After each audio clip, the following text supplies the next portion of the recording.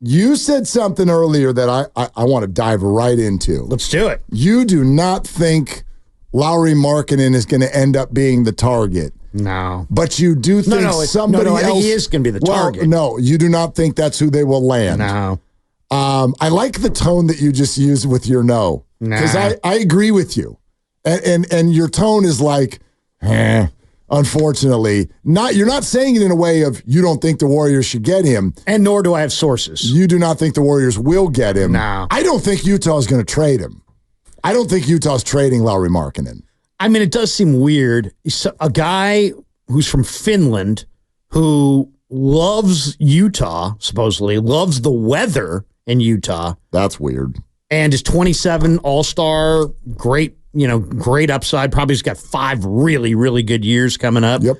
And the idea, if you're Danny Ainge, if you're moving him, I mean, I understand when he's like, hey, I need a Mikal Bridges type deal with, 5 number ones and pick swaps and all kinds of stuff. Because otherwise, why? Why would you move Lauri Markkanen? Well, I mean, I guess the only thing I could think of is that you're on the doorstep of having to pay him superstar money. And if you don't feel like you're in a position to do anything around him in order to make that make sense in those next 4 years, then maybe it feels like you're throwing money out the door. Now, that's answering a bunch of questions you can't answer yet. How do you know who you're going to be able to get in the draft or what have you? Or his appetite to resign. Yeah. They might know. They might know that. They might know his appetite to resign. I mean, it's funny sometimes in the NBA. What's not your appetite? We're going to give you every dollar you're allowed to get. Have you ever want this quick aside? You ever want to be like a fly on the wall in one of those, like a Steph Curry type negotiation? Feels like it should take about 38 seconds. Here, right. Yeah, this is what we're allowed to offer you, and we are. Okay, sign. Are we? Like, what is the negotiation with Lauri Markkanen? How does that even go? No, because it's a max deal, and he wants a full max, I'm sure, right? And right. They're in no position to offer him anything less. Though I will say this. His numbers before he got to Utah were nothing compared to the numbers that he put up in Utah. And it's kind of the Danielle Marshall theorem, It's like somebody's got to score points on crappy teams. Maybe, or maybe he was being featured more. Maybe he was only 24, 23 years old before he got to Utah and was still a developing player. Yeah, these are the things that your scouting department needs to assess based on acquisitions. But the Warriors seem convinced. Yeah, at least according to reports. Well, based on what who knows, right? I don't know. For all we know, I mean, Kerr that told you guys yesterday, Steph is not available, but everybody else is available. That is, yes, Steve Kerr. But we'll play that in a second. Even though he said that, I think the assumption is they don't want to move Kuminga. Right? No, I don't think they want to. I think they would for the right deal. Here's what Steve Kerr said. Yeah. There's very few players in the league who are not talked about in trade discussions.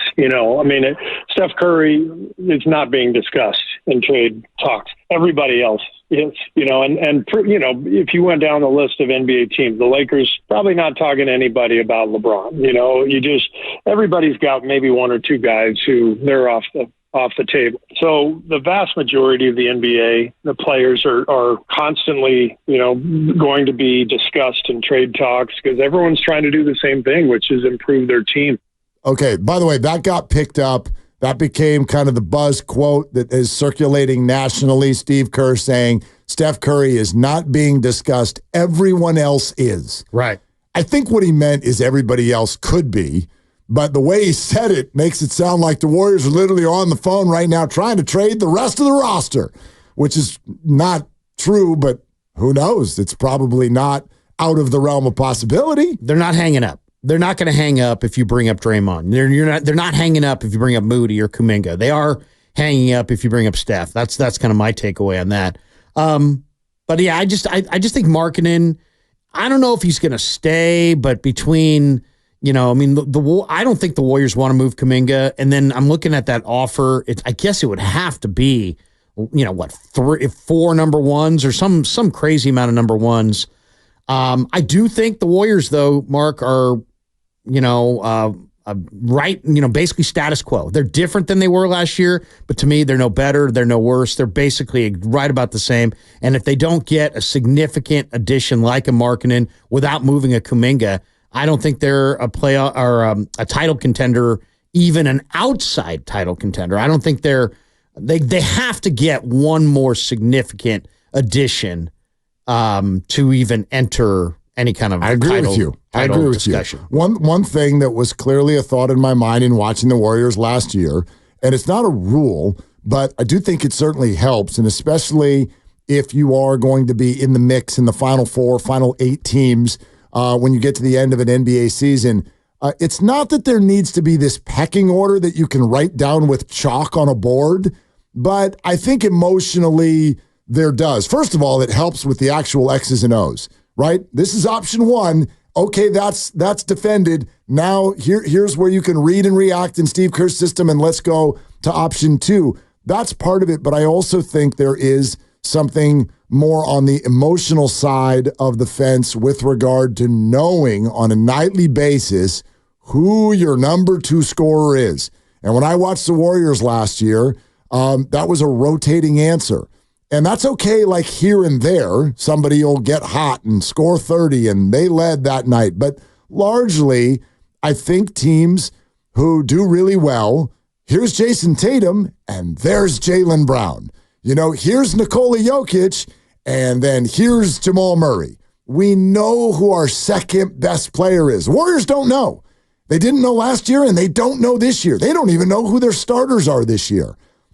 Great teams usually don't come from that scenario. Yeah. I mean, and then the other factor that is now a reality for the Warriors is that you can't feel great because your number 1 guy has got an arrow pointing straight down. Like, he's no longer getting better. He's no longer maybe cresting the hill. He's no longer right there. I think we saw at the end of this year that he's now on the downside. He's crested the hill and he's on the downside. Now, is he firing down the hill? No, I think he'll still be really good for a couple of years, but the arrow's down on Steph. So he's not getting better. He's getting worse. So that second guy becomes more and more important every day that goes by, and they don't have a second guy. Right. So, I'm with you, but, if it's not Lauri Markkanen, right, then who? Well, there are other names thrown out. Like Brandon Ingram it would be a great second name, right? That's a name that a lot of people do like, though he did play for Kerr. Yeah. And Kerr kind of buried him on the bench. I'm so into the idea of Brandon Ingram, but everything I hear is that the Warriors are so not into the idea of Brandon Ingram. And I mean this like 2 months ago when everything was still on the table. I was told the Warriors are flat not interested. Not interested in Brandon Ingram. Non-starter in Brandon Ingram. Why?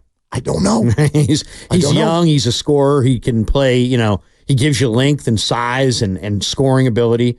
Okay. But to me, then what? Then if you take him off the list, who else you got on this list?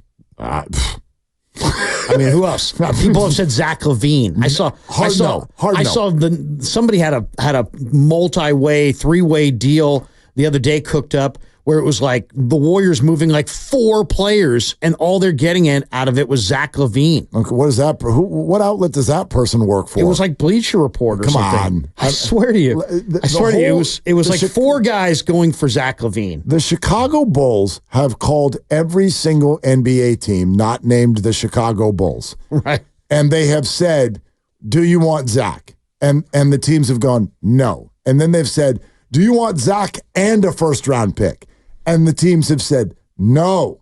Okay, here it is. No. Here it is. It would be a 3-way. It was a Bleacher Report 3-way trade. The Bulls would get Brandon Ingram and Wiggins. The Warriors would get Zach LaVine. The Pelicans would get Vucevic from Chicago, Gary Payton, Kevon Looney, 2025 first-round pick from the Blazers. I'm not sure where that's coming from. If that would be the Warrior pick. And then 2 second-round picks from Chicago. Okay. So even if those picks are not the Warriors' picks, the Warriors would be moving Looney and Wiggins and Payton, and all they're getting back is Zach LaVine. Just let me promise you, no. The Warriors have, and I will report this, The Warriors have no interest in Zach LaVine whatsoever. And for those of you who are like, yeah, but you could unload Wiggins. Right, unload Wiggins and double his salary. Right. Is essentially all you'd be doing if you get Zach LaVine. With the apron, with the CBA, with the fact that he doesn't play defense, I'm telling Bad you, knee. $46 million a year, absolutely absurd. The idea that the Warriors will acquire Zach LaVine on any level. The Warriors, you can do the trade again. Here we go. This is a 4-team deal. None of the other teams do anything. It's just Zach LaVine goes to the Warriors. They don't have to give up anything. They don't even need to send a basketball to the Bulls. The answer is no. They have no interest in Zach LaVine. Yeah. None. And I don't either. Though, if it was straight up for Wiggins and there was no money there, I probably would do it.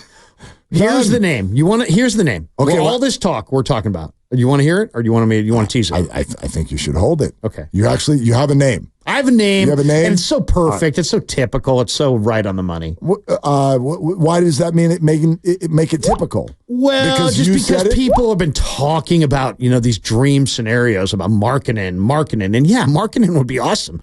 But why? Why is Utah trading him? Why are the Warriors getting him for a package that doesn't include Kuminga? I don't know. To me, Markkanen's like too good to be true. Okay. You're probably right. I mean, I love the idea. I know many around the NBA believe that Utah is on a complete fishing expedition and they are not trading Lauri Markkanen. At all. I know a lot of people in NBA circles believe that. Okay. Larry's got a name.